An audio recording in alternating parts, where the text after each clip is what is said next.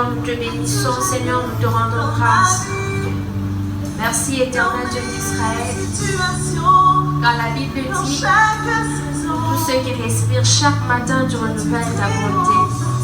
Seigneur, nous te rendons grâce car tu nous permets encore ce soir d'être dans ta présence. Nous sommes comptés parmi les vivants. C'est une grâce éternelle, ô Dieu. Nous bénissons ton nom éternel. Nous te rendons grâce. Merci pour ton infinie bonté. Merci pour ta grâce. Merci pour tout ce que tu fais. Merci pour le don de la vie, Seigneur. Au-delà de ce qu'on peut vivre, au-delà du confinement, Seigneur, au-delà de nos angoisses éternelles, oh Dieu, lorsqu'on se réveille le matin, lorsqu'on voit les jours, oh Dieu, Seigneur, cela témoigne ta bonté, ta miséricorde pour nous. Cela témoigne que, Seigneur, tu nous aimes, éternel, oh Dieu. Car, Seigneur, oh Dieu de grâce, si nous vivons, éternel, oh Dieu, cela nous montre combien l'Éternel est vivant, combien l'Éternel est merveilleux, oh Dieu. Puisque dans ta parole, il est écrit, je vois encore ce parabole, éternel, oh Dieu, où tu disais à tes disciples, ces personnes que Pilate avait tuées, il a mélangé leur sang à leurs victimes. Seigneur, ce n'est pas parce qu'ils étaient plus pécheurs que les autres. Tu as demandé aux autres de se repentir. Ainsi, cela me pousse à te dire merci. Ceux qui meurent, je ne suis pas plus que eux. Ceux qui sont dans les hôpitaux, je ne suis pas plus que eux. Seigneur, c'est ta grâce que je vois. C'est ta grâce que nous voyons, Seigneur. Éternel, nous te bénissons encore ce soir. En ce vendredi 8 mai, Seigneur, nous te disons merci. Nous te disons merci. Bien-aimé, de là où tu es, commence déjà à rendre grâce à l'Éternel. Commence à reconnaître encore la bonté de l'Éternel. Oublie un peu ta situation. Oublie un peu ce que tu vis. Oublie un peu peut-être que tu n'as pas mangé. Peut-être qu'il y a quelque chose qui tourmente ton âme. Ce soir, regarde la bonté de l'Éternel. Regarde le don de la vie que l'Éternel t'a donné. Le psalmiste dit, car ta bonté vaut mieux que la vie. Ta bonté vaut mieux que la vie. Ce matin, ce soir encore, tu es en vie, c'est parce que l'Éternel a voulu. Nous te rendons grâce, Éternel. Nous te disons merci. Nous te disons merci pour ton amour. Nous te disons merci pour ta bonté. Nous te disons merci car tu es merveilleux. Nous te disons merci car tu ne choisis pas, éternel, oh Dieu. Tu nous fais grâce. Tu ne veux pas notre mort, Seigneur. Tu ne veux pas la mort du pécheur. Je suis dans les livres de Jean. L'évangile de Jean, au chapitre 1er, le verset 12, la Bible déclare, mais à tous ceux qui l'ont reçu, à ceux qui croient en son nom, elle a donné le pouvoir de devenir enfants de Dieu. À tous ceux qui l'ont reçu, à tous ceux qui croient en elle a donné le pouvoir de devenir enfants de Dieu. Là, on parle de la parole qui est Jésus-Christ de Nazareth. Est-ce qu'avec moi, quelqu'un peut lever le nom de Jésus? Ce nom merveilleux qu'il nous a donné. À nous qui croyons, il nous donne certainement le pouvoir de devenir enfants de Dieu. Seigneur Jésus, sois béni, sois élevé. Nous te levons encore ce soir. Nous élevons ce nom merveilleux, le nom qui nous a été donné, le nom qui est au-dessus de tous les noms, le nom qui a tout pouvoir, le nom qui a pouvoir sur Corona, le nom qui a pouvoir sur la maladie, le nom qui a pouvoir sur nos angoisses, le nom qui a pouvoir sur nos condamnations, le nom qui a pouvoir sur le démon, le nom qui a pouvoir sur les puissances. Nous élevons ton Nom, Seigneur Jésus-Christ de Nazareth. Ce soir, je lève le nom de Jésus-Christ, le nom qui est au-dessus de tous les noms, le nom qui brise les chaînes, le nom qui brise les condamnations, le nom qui est au-dessus des confessions religieuses, le nom qui est au-dessus des églises, le nom qui est au-dessus de toutes choses, Adonai. Seigneur Jésus-Christ, nous t'élevons, nous élevons ton Seigneur. vrai nom. Sois élevé au-dessus de tous les noms. Sois élevé au-dessus de toutes les puissances. Sois élevé au-dessus de tout ce qui s'est dit ici-bas. Seigneur, sois élevé. Sois élevé, Seigneur Jésus-Christ de Nazareth. Nous t'élèvons, roi de rois, les seigneurs de seigneurs, au-dessus de princes de ces mondes. Au-dessus de princes de ce monde éternel, au-dessus de rois de ce monde, au-dessus des chefs de ce monde, au-dessus des hommes éternels, Jésus-Christ de Nazareth.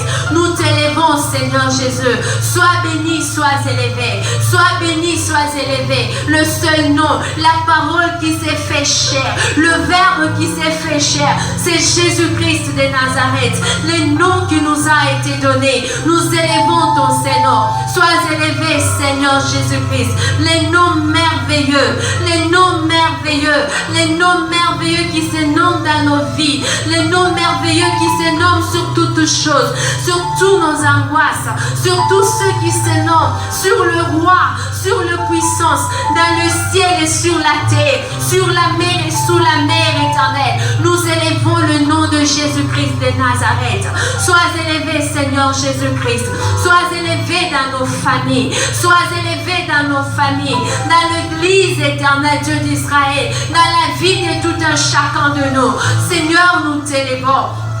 Seigneur, nous élevons ton Saint-Nom.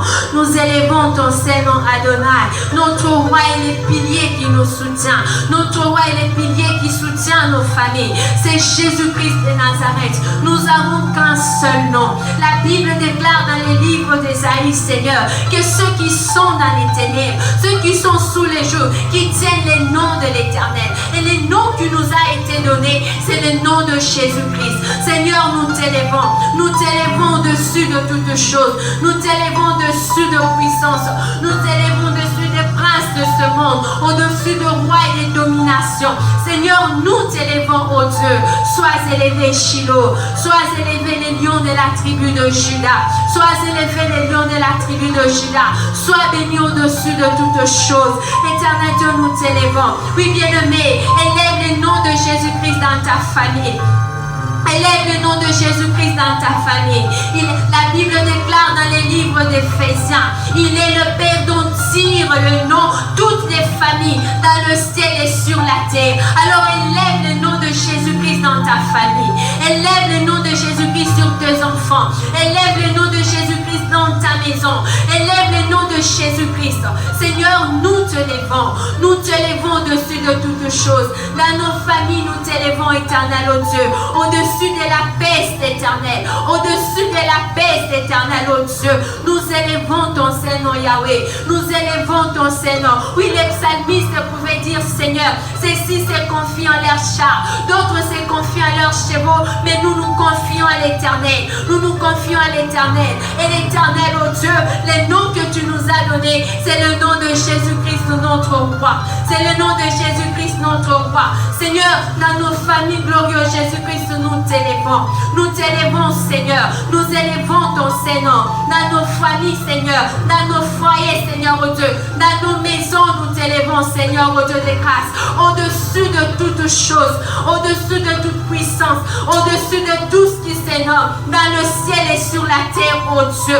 Sur le seuil de nos familles, Christ, nous t'élevons. Christ, nous élevons ton Saint-Nom. Nous élevons ton Saint-Nom. Sois béni, Adonai. Sois béni, notre Père. Sois béni, tendre ami. Tu es Seigneur et tu es Dieu. Tu es Seigneur au-dessus de toutes choses, Adonai. Éternel Dieu d'Israël, nous élevons ton Saint-Nom. Nous élevons ton Saint-Nom. Nous élevons ton Saint-Nom. Oui, sois béni. Bien-aimé, la Bible déclare dans les livres, dans les psaumes 11. La Bible dit ceci. Quand les fondements sont ébranlés, les justes, que fera-t-il? Plus bas, la Bible dit, l'Éternel est assis sur son trône. Ah, la Bible déclare encore, lorsque le déluge fut passé, l'Éternel est assis sur son trône. Alors ce soir, nous allons tourner nos regards vers l'Éternel. Tu vas dire à Dieu là où tu es, Seigneur, je tourne mon regard vers toi. Dans ce qui qui triomphe sur ma vie, dans ce qui triomphe sur ma famille. Seigneur, je regarde, je tourne mon regard vers toi. Je tourne mon regard vers toi. Toi qui me délivres du filet de l'oiseleur. La Bible déclare encore dans les livres de Psaumes, nous supplions l'Éternel, nous regardons vers l'Éternel, comme les serviteurs regardent sur son maître, comme la servante regarde dans le main de sa maîtresse. Maintenant, toi, là où tu es, dans ta famille, tu vas dire à l'Éternel, Seigneur, dans ces confinements, Seigneur, dans ma situation, je n'ai nulle part où aller. Seigneur, je regarde vers toi. Quand les fondements s'ébranlent autour de moi, quand tout est sombre autour de moi, quand l'ennemi me frappe, quand le jour s'élève, quand le combat s'élève vers moi, Seigneur, je tourne mon regard vers moi. Tu es mon rempart, tu es mon rempart, tu es mon Seigneur, tu es ma bannière, Seigneur. Éternel, nous tournons nos regards vers toi. Nous tournons nos regards vers toi, Seigneur. Les justes, que fera-t-il quand les fondements sont ébranlés, Seigneur? Quand aujourd'hui le monde parle du confinement, quand aujourd'hui, Éternel, oh Dieu, la maladie est en train de ravager, quand la peste est en train de ravager, quand je suis dans la maison, quand je ne peux me tourner vers mon frère, quand je ne vais pas à l'église, où est-ce que je tourne mon regard? Éternel, je regarde vers toi pour ma famille, je regarde vers toi pour ma famille, même moi pour notre pays. Tu vas dire à l'Éternel, Éternel, nous tournons nos regards vers toi. Tu es assis sur ton trône qui ne s'ébranle pas. Quand les ténèbres nous couvrent, Seigneur, nous regardons vers toi, notre Dieu.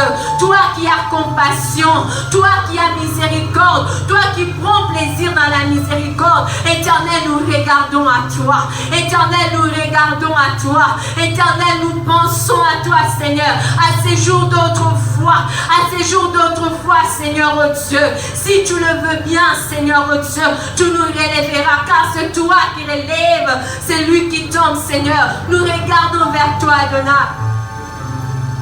Nous regardons vers toi, Seigneur. Nous regardons vers toi dans nos familles. Nous regardons vers toi dans nos familles, Seigneur. Sur cette maladie que tu ne sais où aller, où que dit. Regarde, dis seulement à l'Éternel. Je lève mes yeux vers le montagne. D'où me viendra le secours? Le secours me vient de l'Éternel qui a fait le ciel et la terre. C'est lui qui nous délivre du filet de l'oiseleur. Seigneur, lève-toi. Seigneur, manifeste ta grâce.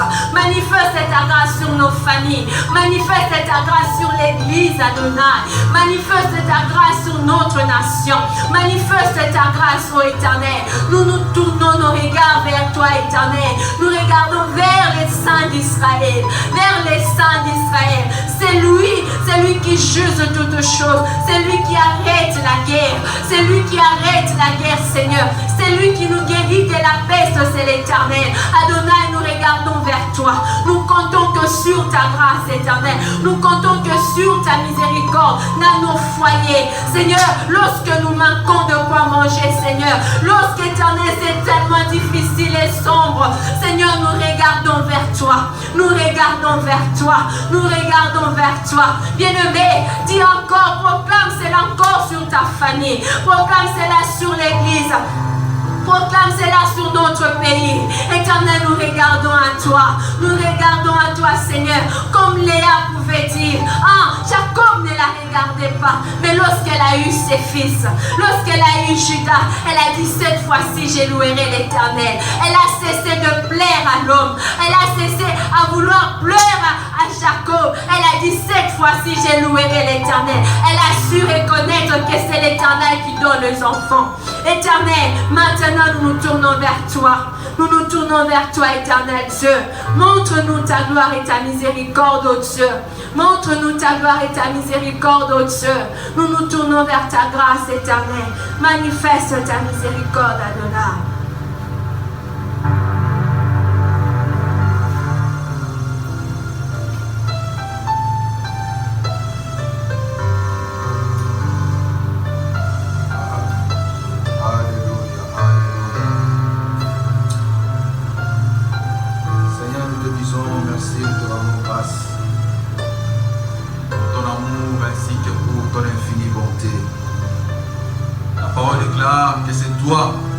crée en nous le vouloir et le faire.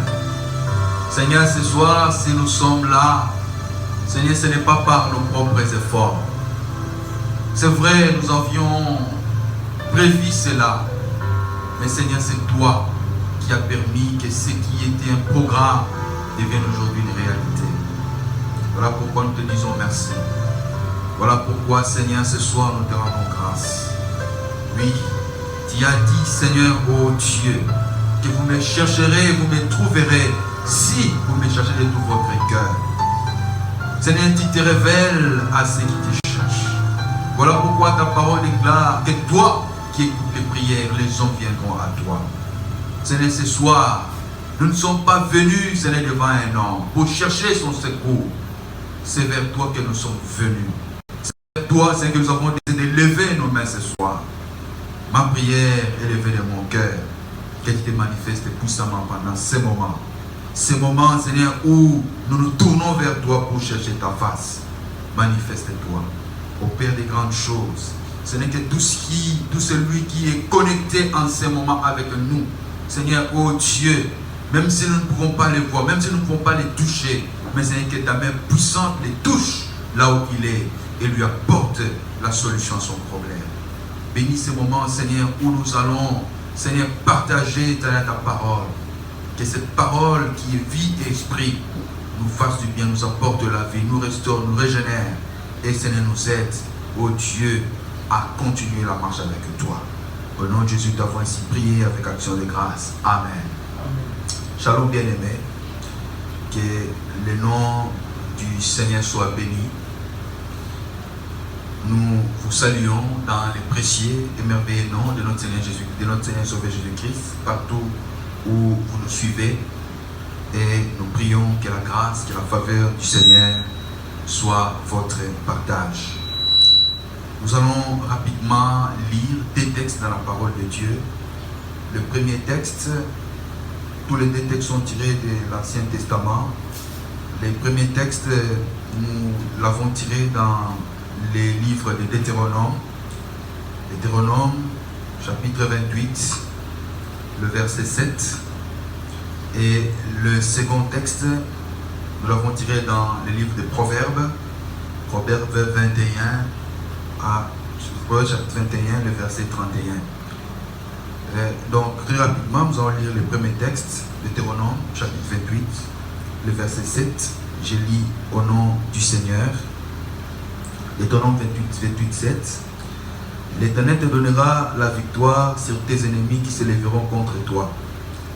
Ils sortiront contre toi par un seul chemin et ils s'enfuiront devant toi par 7 chemins.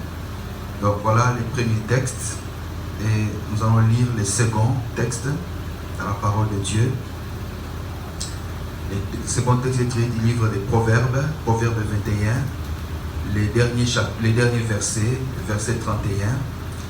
Le cheval est équipé pour le jour de la bataille, mais la délivrance appartient à l'Éternel. Et dans une autre version, c'est encore plus détaillé, on dit, on équipe les chevaux pour les jours du combat, mais c'est l'Éternel qui donne la victoire. Donc là où nous sommes, nous pouvons recevoir cette parole avec des acclamations. C'est la parole du Dieu vivant, la parole qui nous donne la vie, la parole qui nous donne la paix.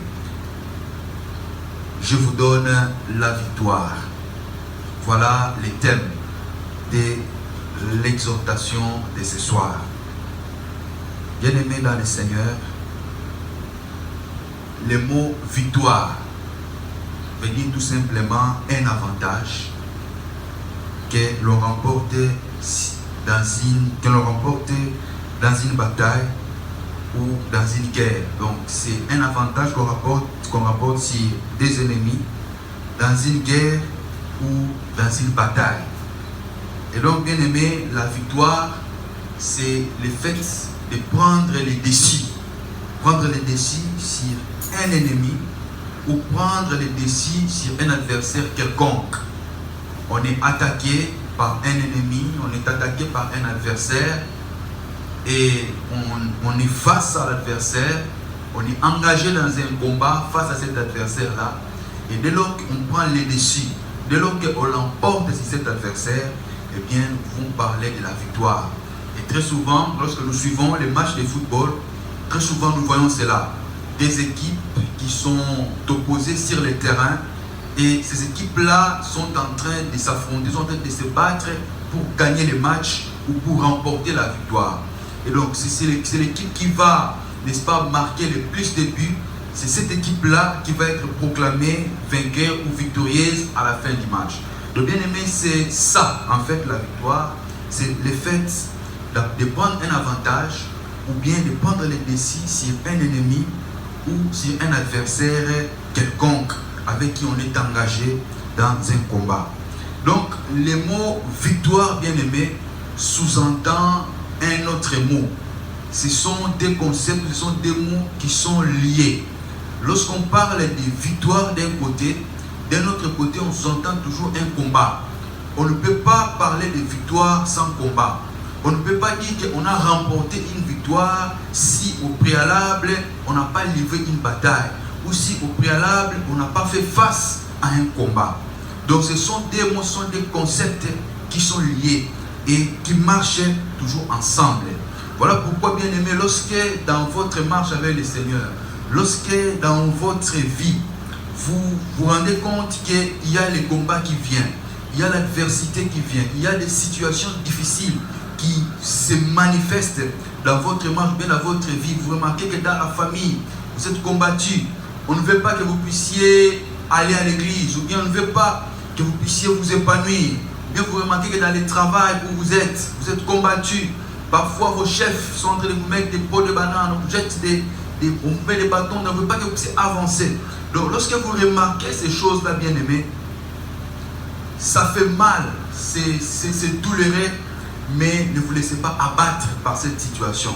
Ne vous laissez pas décourager par cette situation, parce que, bien aimé, c'est à travers de cette situation que vous pourrez expérimenter la victoire.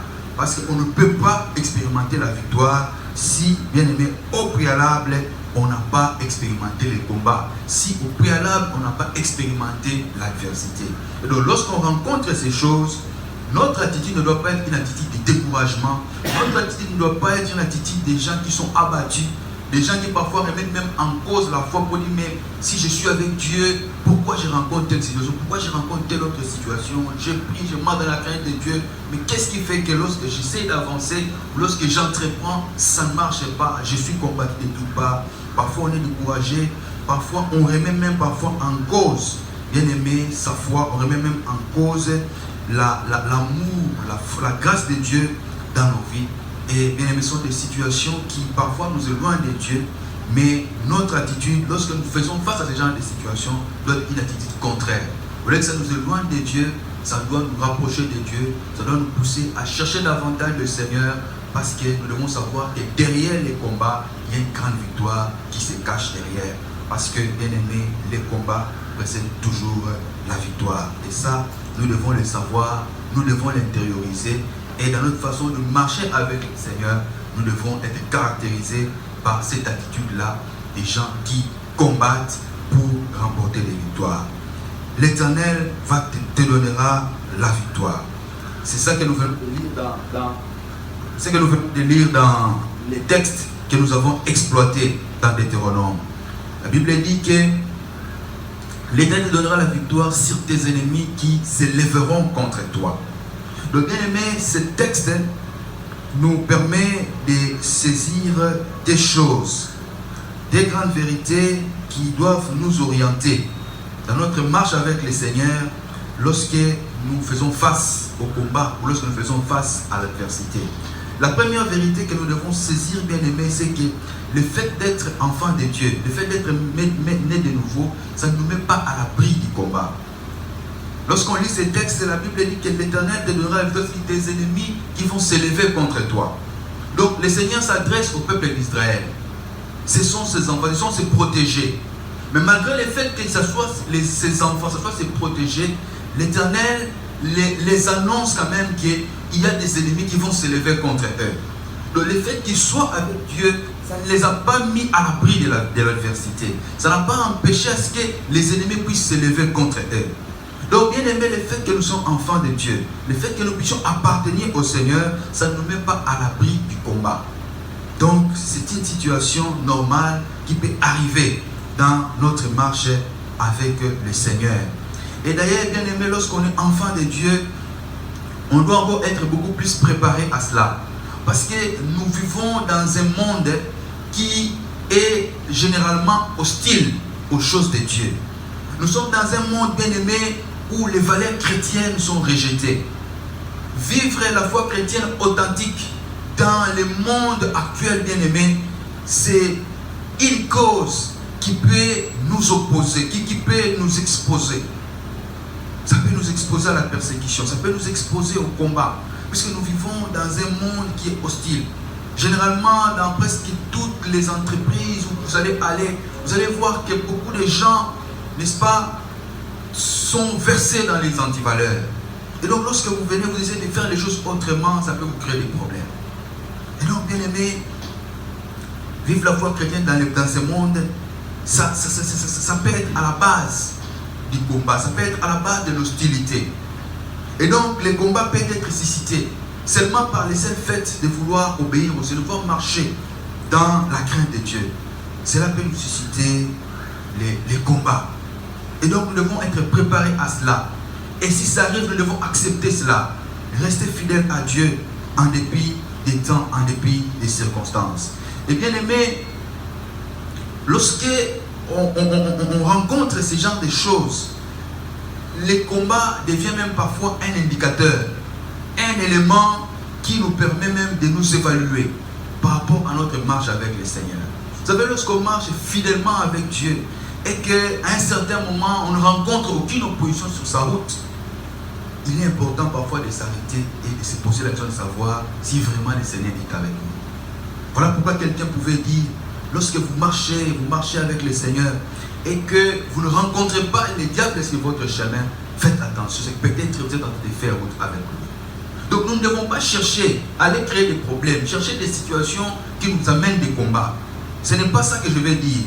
Mais je vais dire que, bien aimé, en marchant normalement, en vivant normalement notre foi chrétienne, bien aimé, dans ce monde qui est hostile aux choses de Dieu, bien aimé, c'est inévitable. Ça va arriver d'une façon ou d'une autre. Et voilà pourquoi nous devons être préparés. Le diable va nous résister.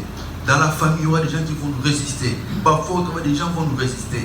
Mais bien aimé, ces choses ne doivent pas nous décourager. Nous devons nous accrocher, nous devons être fidèles au Seigneur, continuer à marcher avec lui. Parce que c'est lui qui nous donnera la victoire sur toutes ces personnes. Donc bien aimé, la première chose que nous devons saisir, c'est cela. Ça ne nous met pas à l'abri. Le fait de devenir enfant de Dieu, d'appartenir au Seigneur, ne nous met pas à l'abri. Et donc, nous devons nous préparer, nous devons nous fortifier pour que lorsque ces genres de situations arrivent, que nous soyons solides pour pouvoir faire face à ces choses. Et c'est de cette façon-là que le Seigneur va nous forger, le Seigneur va travailler notre caractère spirituel et va faire en sorte que nous soyons des vaillants, des gens qui peuvent avancer et expérimenter de grandes choses avec lui. Vous savez, bien aimé, l'or, pour les travailler, on ne le met pas dans la glace, on le met dans le feu. On met l'or dans le feu, on le purifie dans le feu.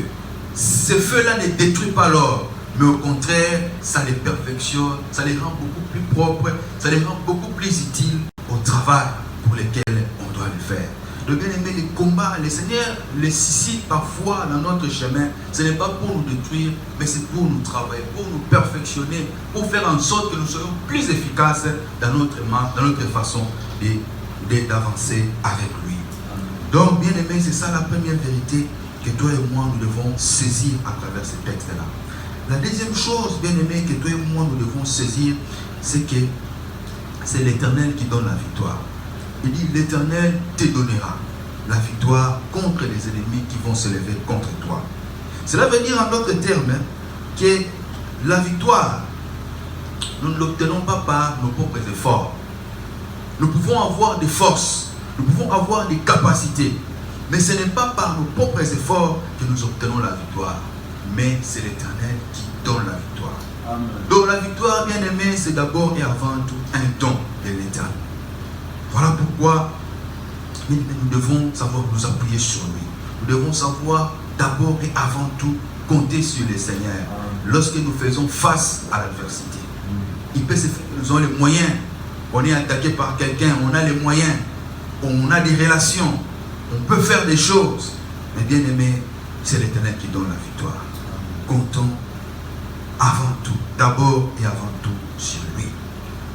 Et donc, lorsqu'on dit que l'Éternel donne la victoire, nous devons comprendre, bien aimé, à travers cela, qu'il y a aussi un certain nombre de choses que nous devons saisir, que nous devons retenir à travers ça pour nous aider à avancer, pour nous aider à réaliser des exploits avec le Seigneur. Nous devons savoir, bien aimé, que puisque c'est l'Éternel qui donne la victoire, nous devons savoir, bien aimé, que dans les combats, nous ne sommes jamais seuls. Nous ne sommes jamais seuls dans les combats. Les combats peuvent être suscités sur notre chemin, mais nous devons savoir que dans les combats, nous ne sommes jamais seuls. Dieu, comme un allié fidèle, est toujours à nos côtés pour nous porter secours et assistance. Puis c'est lui qui nous donne la victoire. Cela veut dire que nous ne sommes jamais seuls dans les combats. Le Seigneur peut parfois paraître silencieux. Les combats peuvent arriver. Les événements difficiles peuvent arriver. Et on a l'impression que Dieu n'est pas là, que Dieu ne fait rien. On est malmené à gauche, à droite. On a l'impression que Dieu ne fait rien. Bien aimé, le silence de Dieu ne veut pas dire son absence. Dieu peut être silencieux. Mais le fait que Dieu soit silencieux ne veut pas dire que Dieu ne voit pas. Ne veut pas dire que Dieu n'est pas en train de prêter attention à cette situation-là. Non, bien aimé. La Bible dit que le Seigneur fait toutes choses bonnes en son temps. Mais nous devons seulement être rassurés d'une chose, c'est que dans les combats, nous ne sommes pas seuls. Le Seigneur est à côté de nous. Même s'il ne parle pas, même s'il ne fait rien, il est à côté de nous. Et au moment fixé par lui, le Seigneur fera la différence. Il nous donnera la victoire. Vous savez, bien aimé, ce que j'aime avec le Seigneur, c'est que Dieu observe, mais il n'observe pas à la manière des supporters. Vous savez, les supporters qui sont dans les stades sont aussi des observateurs.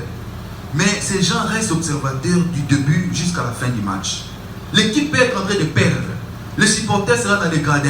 Il va crier, il va s'agiter, il va menacer l'arbitre, mais il ne va pas changer le cours des événements sur le terrain. Voilà pourquoi parfois les équipes perdent même à domicile.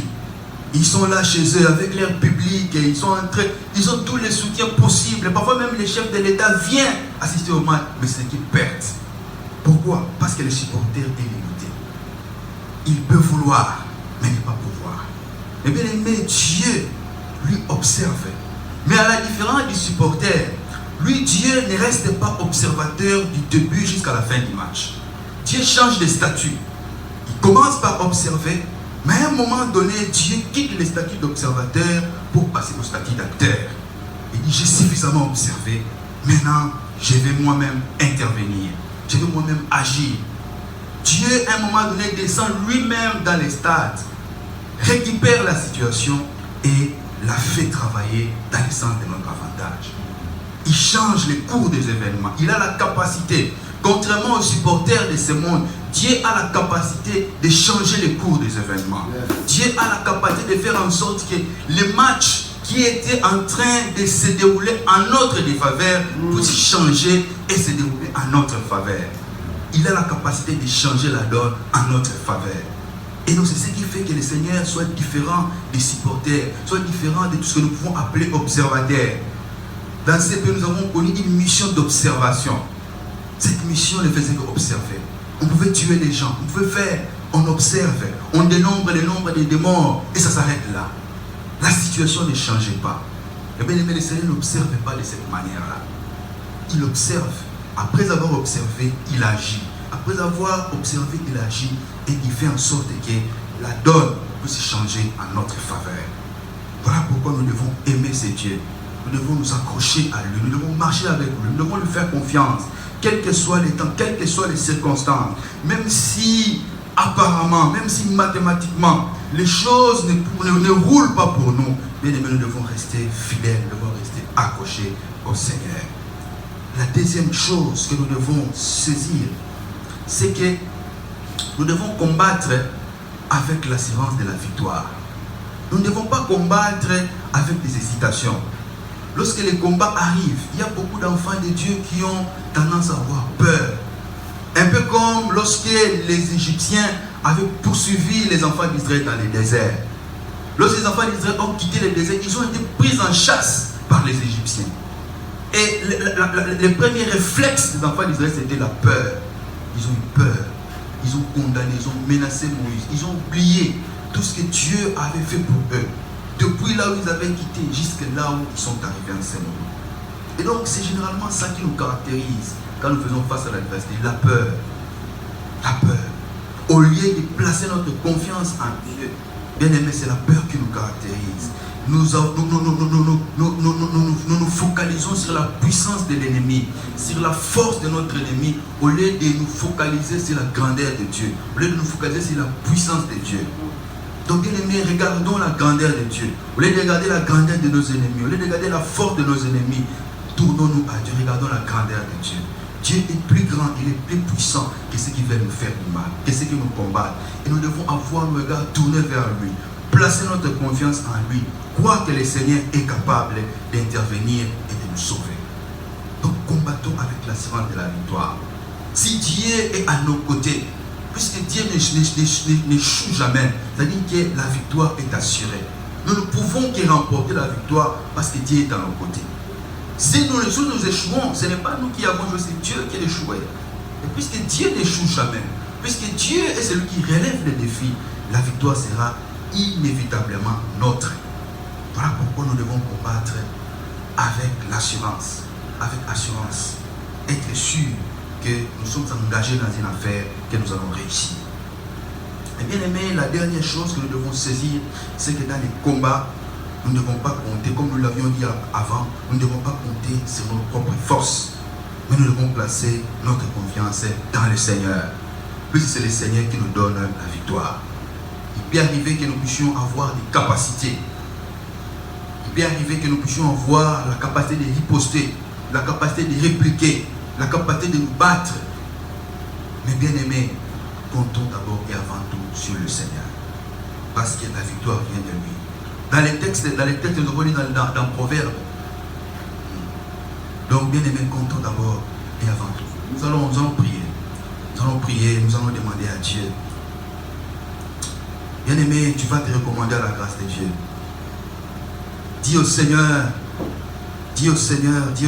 Seigneur, je m'abandonne à toi. Recommande-toi les mains du Seigneur.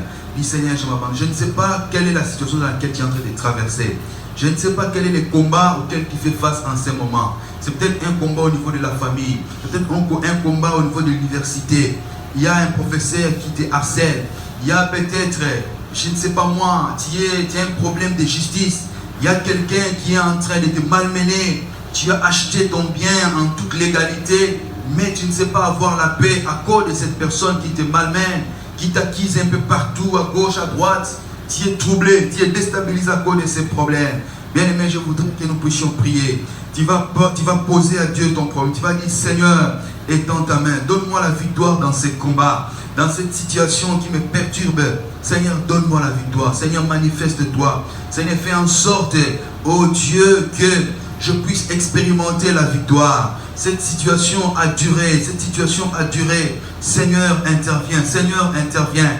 Je n'ai pas l'argent pour aller faire ceci, aller faire cela. Mais Seigneur, je compte sur toi, je compte sur toi. Bien aimé, le Seigneur est capable, le Seigneur est capable. J'ai entendu quelqu'un qui disait, il dit, moi j'ai l'argent, cet homme c'est un pauvre.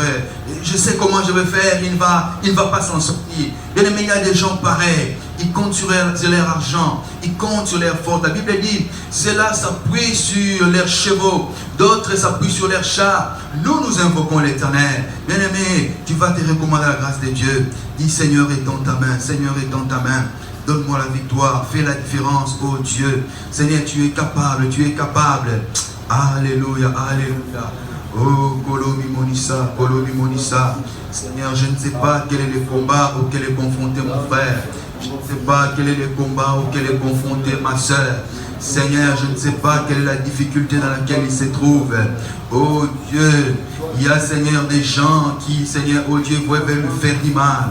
Il y a des gens qui veulent la faire du mal, oh Dieu. Seigneur, est dans ta main. Seigneur, est dans ta main. La parole déclare que ta main n'est pas devenue trop courte pour toucher, ni, Seigneur, ton oreille trop faible, Seigneur, pour entendre. Mais, Seigneur, oh Dieu, ce sont nos iniquités, ce sont nos impuretés qui parfois t'empêchent d'agir dans nos vies. Tu as dit, Seigneur, oh Dieu, toi qui écoutes les prières, les hommes viendront à toi. Oh Dieu, interviens. Oh Dieu, interviens. Agis, agis puissamment dans la vie de mon frère. Agis puissamment dans la vie de ma soeur. Seigneur, il a trop pleuré, elle a trop pleuré. Seigneur, parfois même la nuit, il ne sait pas avoir le sommeil à cause de cette situation. Oh Dieu, interviens. Oh Dieu, interviens. Seigneur, que ces ennemis, oh Dieu, qui sont venus par un seul chemin, puissent se disperser, puissent rentrer par ce chemin. Ta parole déclare, l'Éternel te donnera la victoire. Sur des ennemis qui vont se lever contre toi, ils viendront par un seul chemin et ils fuiront par ce chemin. Seigneur, que ces personnes puissent fuir par ce chemin et que mon frère, ma soeur, puissent enfin retrouver la paix, puissent enfin retrouver la joie, puissent enfin retrouver la tranquillité, la paix. Bien aimés, nous allons prier pour notre pays. Nous sommes confrontés à un problème, le coronavirus qui est en train de malmener notre pays. Tous les jours, ce sont de nouveaux cas qui s'ajoutent, ce sont de nouvelles situations qui s'ajoutent.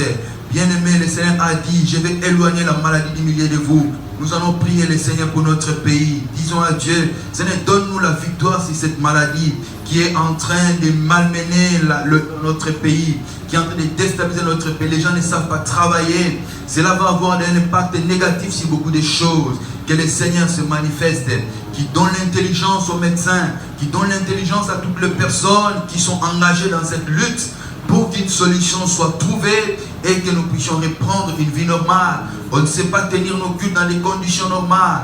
Beaucoup de gens qui ne peuvent pas avoir accès à la connexion Internet, même malgré leur bonne volonté, ne peuvent pas nous suivre à cause de cette situation. Oh, disons à Dieu, Seigneur, interviens. Seigneur, interviens, que cette situation puisse s'arrêter. Donne-nous la victoire sur cette maladie. Donne-nous la victoire sur cette maladie.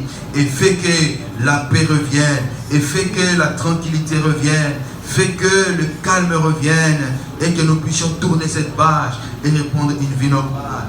Il y a des gens qui ne savent pas voyager. Il y a des gens qui ne savent pas bouger à cause de cette situation.